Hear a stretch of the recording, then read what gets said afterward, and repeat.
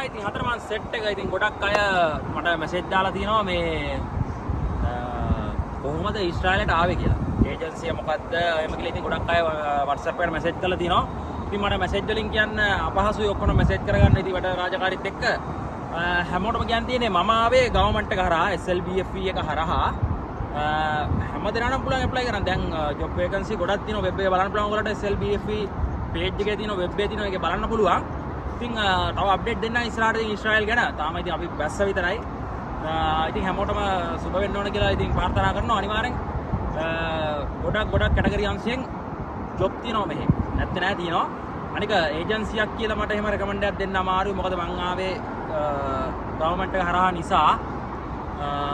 ඒක නිසා පොඩ්ඩක් try කරන්න. කොයි දේ තියෙන අතරින් එපා try කරන්න. අපි try කරලා මාස ගානක් ඉඳලා තමයි ඉතින්. කොයි දේ නේද? ඉතින් එහෙනම් අතරමං සෙට් එකට කියන්නේ ඉතින් ජය වේවා. ඉන්න දිගටම අපිත් එක්ක සෙට් වෙලා